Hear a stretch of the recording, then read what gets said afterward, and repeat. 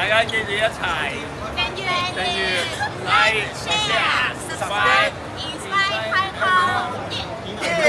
大家好，我係文哥，歡迎收睇 Inspires HK。今日呢集係我新系列港澳大不同，呢個節目專講澳門和香港各種不同之處，暫定逢星期六出街。今次第一集想同大家一齊睇下香港同澳門喺新聞自由、媒體生態、社會反應上面有幾咁唔同。最近香港有兩單新聞成為頭版，第一單就係有幾間店鋪被揭發拒請本地人，只請外勞。呢件事一出即刻引起全城關注，網民群起聲討，覺得喺自己地方曠工都要被歧視，真係離譜。勞工處都話會跟進調查。第二單就係巴士安全帶法例，新例要求乘客一律要扣安全帶，違者最高罰款5000蚊。法例實施咗6日，市民反應極大，網上瘋傳各種實況，包括安全帶壞咗，孕婦唔方便，手抱 BB 點算，肥胖人士根本扣唔到，甚至有男乘客話坐喺女士隔離扣帶會有身體接觸，怕誤會。結果政府即刻放軟口風，話會以教育為主，唔會即時執法。呢啲新聞點解可以咁快成為頭條？因為香港媒體雖然言論空間收窄，但只要唔涉及高度政治議題，民生新聞仍然有得講，有得報，而且媒體之間仲有競爭，唔報就會輸蝕。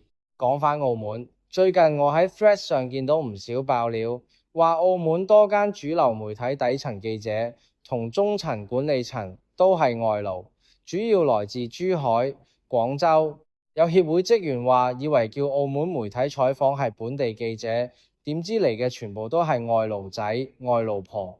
有網民話啲外勞記者講嘢口音唔正宗，有珠海有廣州，好肉酸扮正宗澳門人。仲有人話澳門媒體請咁多外勞，仲唔報導外勞問題，真係好諷刺。根據我了解，澳門媒體高度依賴政府資助，唔少報館年年攞幾十萬甚至過百萬資助，但有啲報紙本身冇乜人睇，內容又冇乜深度。你問佢哋點解唔報導外勞問題、工程超支、民生困境，佢哋會話唔好搞事啦，唔好報啦，報咗都冇用。香港同澳門嘅媒體生態真係大不同。講到香港同澳門嘅媒體生態，其實真係有好大分別。表面上大家都係華文社會，都有報紙、有電視、有網媒，但背後嘅運作模式、資金來源、新聞自由程度，甚至記者嘅組成，都可以話係兩個世界。首先講資金來源，香港大部分媒體都係自負盈虧，靠廣告、訂閱、贊助去維持營運。雖然壓力大，但正正因為咁，佢哋要靠內容吸引觀眾，先至有生存空間。相反，澳門大部分媒體都係靠政府資助，只有極少數例外。變相就係媒體唔需要靠讀者支持，反而要交功課俾資助佢哋嘅部門。再講新聞自由，香港雖然而家言論空間收窄咗，但民生議題仍然可以報導，例如安全帶法例、拒請本地人事件，媒體都仲可以追訪、做專題、出頭條。但澳門就唔同，高度自我審查，唔單止政治新聞敏感，就連民生議題都好少見到深入報導，尤其係涉及政府施政、社會矛盾、外勞問題等等，基本上係唔好搞事。講到記者組成，香港媒體以本地記者為主，雖然有啲外地記者，但比例唔高，而澳門就唔同。外勞比例非常高，尤其係中下層記者，好多時你見到啲採訪記者講嘢都係珠海、廣州口音，甚至有網民話扮澳門人，令人質疑佢哋對本地議題有幾多理解同共鳴。最後講到獨立媒體，香港雖然唔多，但仲有少量獨立媒體存在，例如立場新聞以前係。依家仲有啲小型網媒堅持報導真相，但澳門方面唯一一個非政府資助嘅獨立媒體論盡，都喺2025年底結束營運，而家基本上已經冇咗真正獨立嘅聲音。所以你話港澳媒體生態有幾唔同，可以話係制度、文化、資源、人力都唔同。香港仲有啲空間可以講，澳門就真係愈嚟愈窄。呢個就係我哋要關注嘅地方，因為冇新聞就冇真相，冇真相就冇公義。我自己都接觸過一啲澳門獨立媒體記者，佢哋好多都係兼職做記者，日頭打工，夜晚寫稿。只係因為想為社會發聲，但係現實係冇資助、冇平台、冇空間，想報導真相都難。我唔係話外勞唔可以做記者，但係當本地人冇機會，當媒體變成宣傳工具，當社會只剩一把聲音，咁就唔係新聞，係廣告。我相信澳門都有一班有理想嘅年輕人，想做記者，想講真話，但係現實就係，你想報導都冇平台，想發聲都冇空間，甚至連唯一一個非政府資助嘅論盡媒體都喺2025年底結束營運，連評論都冇咗根據。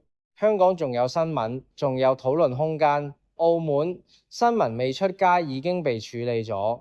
希望大家支持我哋呢啲冇資助、冇包袱嘅自媒體，因為有新聞先有評論，有真相先有公義。呢度係 Inspires HK， 我係文哥，記得留言、like、subscribe， 支持我哋繼續發聲，下集再見。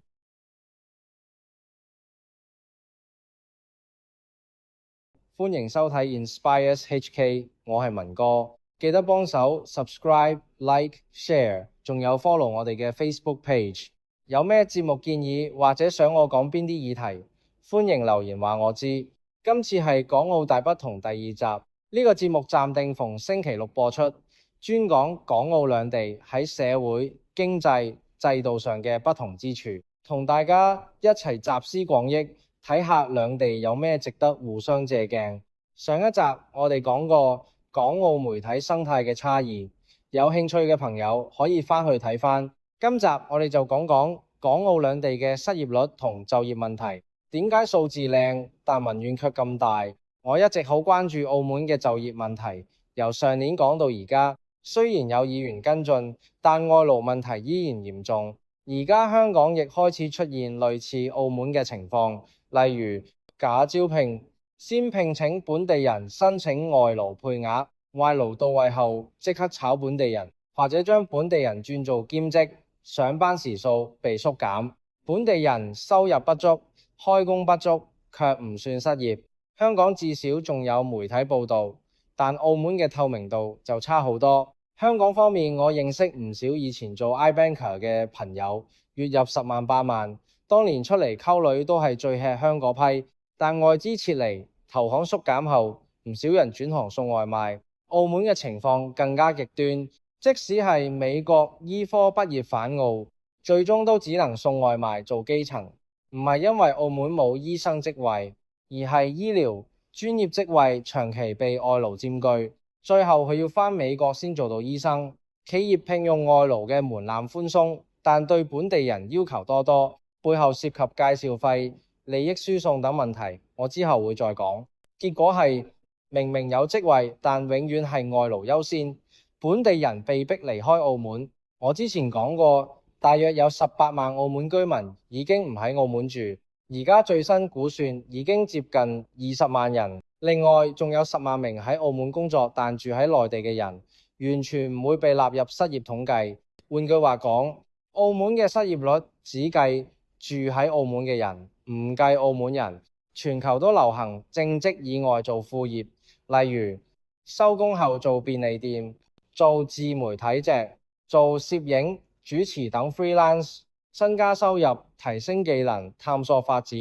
但澳門賭場俾1萬幾千人工，卻要求員工不得兼職，等於綁死本地人。衛星場倒閉後，唔少員工想轉行，卻無技能支援。家庭友善政策與彈性上班更加難實現。至於 freelance 市場，澳門通街黑工、過界勞工，本地人難以競爭。香港至少仲會放蛇執法，澳門嘅制度卻長期放任，去年有議員呼籲政府外判公司增加聘用本地人比例，結果真係有保安公司回應以時薪250蚊聘請本地人，每月只安排4小時工作，月薪固定1000蚊，限既可聘請本地人，又可以申請外勞配額，但問題係1000蚊夠唔夠生活？呢種做法只係美化數字，完全冇改善就業。而家好多澳門年輕人畢業後一直努力揾工，但面對嘅係大量假招聘，公司無意請人，只係為咗做數，霎頭履歷無回復罪，面試約咗又取消。有啲公司為咗申請外勞配額先扮請本地人，結果係好多後生仔女揾工揾到心灰意冷，最後喺屋企躺平。但最荒謬嘅係，佢哋一旦放棄揾工，就唔會被當作失業人口，因為統計局只會計有揾工嘅人，唔揾工就唔算失業。換句話講，愈多人放棄揾工，澳門嘅失業率就愈靚。呢個現象唔單止打擊年輕人嘅自信心，仲會令社會錯判問題嘅嚴重性。澳門失業率低，因為統計方法本身有盲點。以下係我整理嘅重點：一、統計只計住喺澳門嘅人。住珠海、橫琴、中山嘅澳門人全部唔計。二、每周工作1小時，就算有工做，上班時數被縮減，收入不足嘅人全部唔算失業。三、就業不足率定義狹窄，每周工作35小時以下，即使收入大跌都唔算不足。四、勞動力參與率偏低，唔揾工嘅人唔算失業，令失業率自然偏低。香港統計方式更能反映現實，香港嘅就業不足率定義更全面，強調非自願性不足工時，更能反映上班時數被縮減，收入不足，兼職取代全職，因此香港嘅數據更貼近民生。澳門真正嘅問題，行業單一加外勞政策。澳門約1/4本地人靠博彩業吃飯，博彩業佔 GDP 一半以上。政府收入80%來自博彩稅，飲食、零售、建築、娛樂全部依附博彩。博彩業一縮，全城一起縮。外勞大量輸入後，下壓低本地人工資，下壓低議價能力。僱主唔需要改善待遇，本地人唔係冇工做，而係冇好工做。呢個先係澳門社會最大嘅不滿來源。冇比較就冇傷害。香港支援措施相對完善。澳門青年更顯無助。香港雖然失業人數多，但至少支援措施相對完善。例如，申請失業津貼較容易，僱員再培訓局 ERB 提供免費課程加津貼，蛙聲完成課程後仲有就業配對服務。至少香港失業人士有渠道提升技能，有支援，有方向，唔會好似澳門咁失業咗就等於自生自滅。反觀澳門，申請失業津貼困難，冇培訓津貼，就業配對冇用，外勞大量輸入，本地人上班時數被縮減，青年揾工冇門路，結果係澳門青年既冇工做，冇乜技能提升渠道，冇津貼支援，最後只能躺平。呢個差距正正反映咗兩地制度上嘅根本不同。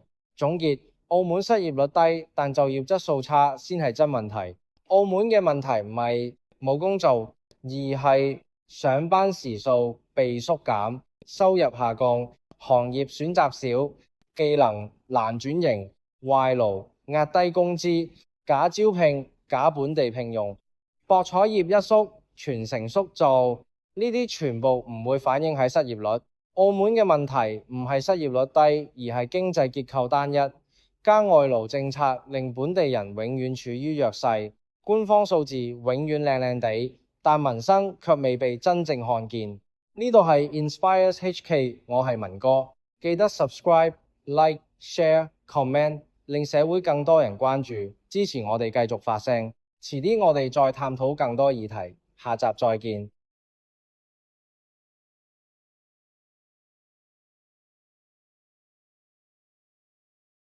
各位觀眾大家好，歡迎收睇 Inspires HK， 我係文哥。首先祝大家情人節快樂，有另一半嘅朋友記得好好珍惜，仲未有嘅，希望嚟緊一年都可以揾到屬於你嘅嗰位。至於我自己呢，我中意嘅對象係屬於迴避型依戀，每逢大時大節就會神隱好耐，搞到我都幾頭痛。不過人生就係咁，感情永遠係最難控制嘅部分。今日呢條片係港澳大不同第3集，呢個系列主要係比較港澳兩地喺社會、文化、經濟、民生上嘅差異，暫定逢星期6播出。之前我出咗一條講澳門出生率暴跌嘅影片，竟然有超過1萬次觀看，以我一個得8028訂閱嘅小頻道嚟講，真係非常鼓舞。多謝大家支持，我每條片都係用心做，希望你哋繼續同觀看俾意見，等我可以做更多有深度、有內容、有價值嘅節目俾大家。港澳出生率齊齊跌，但原因完全唔同。根據最新數據，香港方面2024年新生嬰兒大約36,700名，總和生育率只有841，係全球最低之一。平均一名女性一生唔夠一個小朋友。澳門方面2024年新生嬰兒只有3607名，出生率跌到5.3%。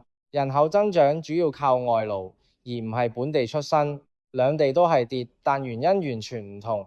香港係因為高樓價、生活壓力大、工時長，再加上移民潮走咗大量育齡女性。澳門就係因為經濟單一，外勞壓低人工，本地人覺得冇前景，對未來冇信心。香港統計處過往數據顯示，有超過13萬名香港居民係喺澳門出世。香港身份證號碼第一個英文字母 M 字頭就代表澳門出世，原因包括以前香港對澳門居民政策寬鬆，好多澳門人留喺香港幾年就可以成為永久居民。有啲父母希望下一代攞香港身份證，港澳往來頻繁，跨境家庭非常多。而家仲有唔少澳門人選擇嚟香港發展，唔係為咗身份，而係為咗更好嘅生活同發展機會。香港嘅產業多元，收入較高，社會流動性大，教育資源多。相比之下，澳門長期面對外勞大量輸入、假招聘，壓低本地人工，產業單一，年輕人覺得冇前景，所以好多人選擇嚟香港揾機會。關於移民潮下，香港同澳門走嘅人都唔同。香港方面，2022年淨遷移113000人，走嘅主要係中產、專業人士、育齡家庭、有小朋友嘅父母。但有趣嘅係，移居英國嘅港人生育率反而上升，係香港嘅2倍以上，因為生活壓力低、空間大、福利完善。澳門方面，移民潮係長期問題，外勞大量輸入，本地人工升唔到，產業單一，年輕人冇前景。估計而家超過20萬澳門居民唔再住喺澳門。4. 港澳年輕人唔生仔嘅真正原因唔係唔想，而係唔敢。我本身都做過 speed dating 同社交活動主持，接觸過好多港澳年輕人。其實大家都想拍拖、想結婚、想有家庭，但現實係香港樓價全球最貴，澳門樓價高但人工低。香港工時長，澳門就業市場單一，外勞競爭激烈。香港養一個小朋友要400萬至1000萬以上，澳門人工低，壓力更大。加上擇偶條件高，拍拖成本高，社交圈子細，要到合適嘅另一半本身已經唔容易。喺目前嘅經濟同政治環境之下，好多人都感受到好大嘅無力感，改變唔到環境就只能選擇環境。無論係香港定澳門，年輕人面對嘅都係同一個現實。如果本地環境唔支持你建立家庭，你就會選擇另一個地方。就好似 Elon Musk 如果留喺南非，唔會有今日成就。AI 教父黃仁勳如果留喺台灣，未必會創立 Nvidia。好多香港人移民英國後先生小朋友，好多澳門人嚟香港揾機會。人嘅本能就係去一個可以俾到希望嘅地方。港澳政府要做嘅唔係鼓勵，而係令人生得起。真正要做嘅係提升本地人工，控制外勞輸入，增加產業多元化，減輕生活成本，改善住房問題，提升教育質素，令年輕人見到前景，見到希望。否則出生率唔會升，人才只會繼續流走。港澳出生率低，移民潮持續，唔係因為年輕人唔想生、唔想結婚，而係生活壓力太大，前景太不明朗。要留住人才，提升出生率，政府要做嘅唔係鼓勵，而係令人養得起、住得起、活得起。記得 subscribe、like、share、comment， 支持我繼續發聲。下集再見。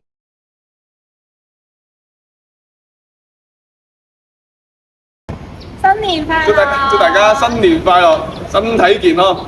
耶！唔該晒，拜拜，唔該晒。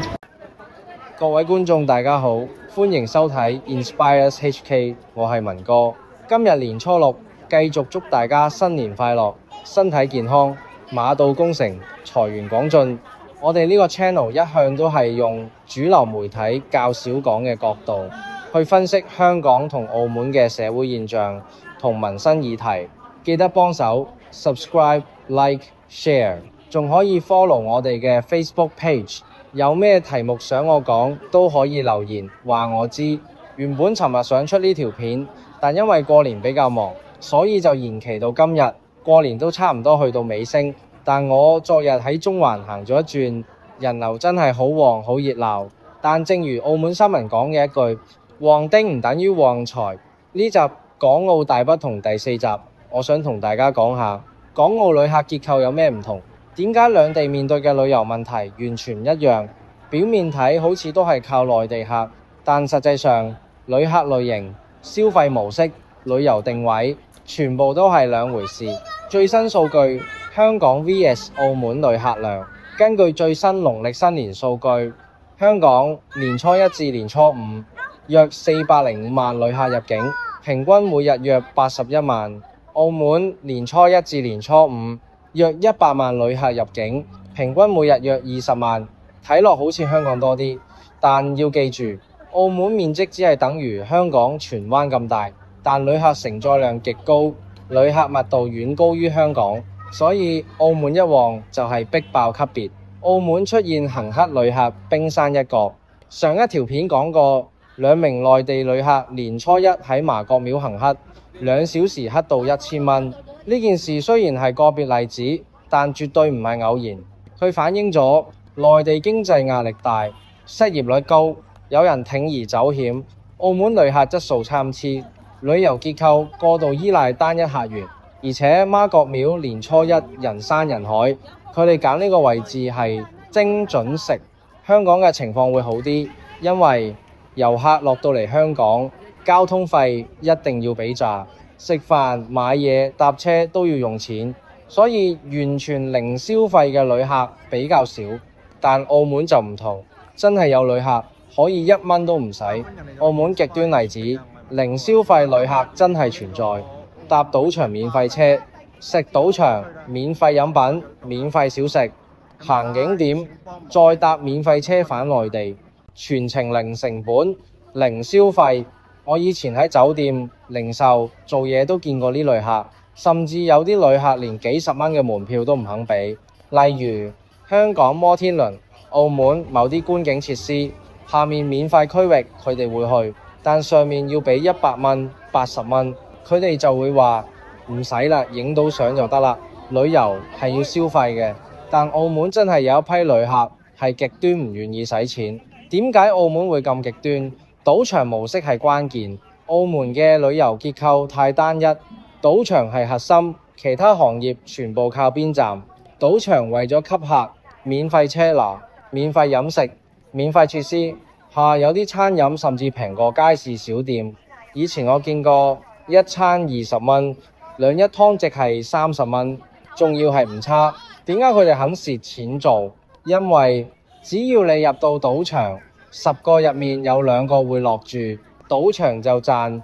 結果係旅客全部流入賭場，中小企冇客，本地人冇受惠，旅遊結構越來越單一，文化旅遊完全被忽略。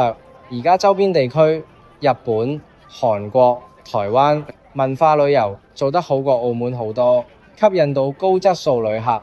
澳門同香港反而越嚟越內地化，香港近10年旅客模式變化好大，香港旅客結構由高消費到觀光客，再到特種兵。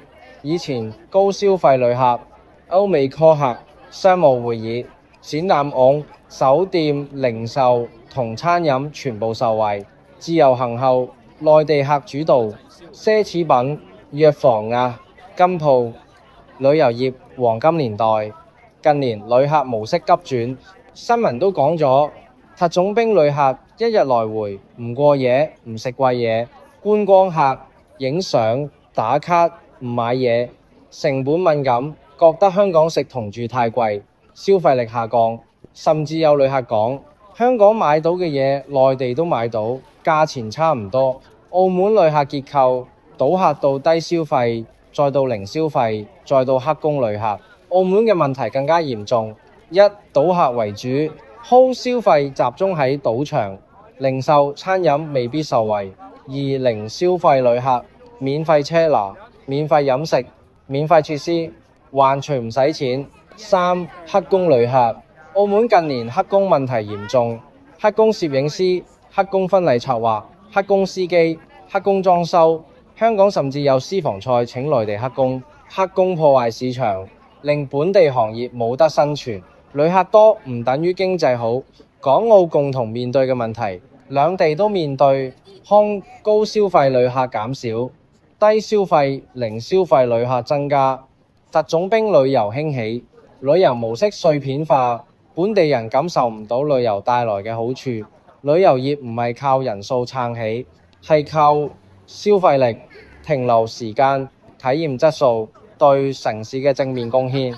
總結，港澳旅遊業要變，唔係靠人多就得。港澳旅客結構已經完全唔同。10年前，香港高消費到觀光，再到特種兵；澳門賭客到低消費，再到零消費加黑工旅客。旅客多唔代表經濟好，甚至可能帶來擠塞、壓力利、資源消耗，本地人生活質素下降。港澳要諗嘅唔係點樣吸引更多旅客，而係點樣吸引更有質素嘅旅客。呢度係 Inspires HK， 我係文哥，記得 subscribe、like、share、comment， 令更多人關注，支持我哋繼續發聲。下集再見，拜拜。各位觀眾大家好，歡迎收睇 Inspires HK， 我係文哥。我哋呢個 channel 一向都係用主流媒體較少講嘅角度去分析各種社會現象同民生議題，講一啲社會實況。記得幫手 subscribe、like、share， 仲可以 follow 我哋嘅 Facebook page。有咩題目想我講，都可以留言話我知。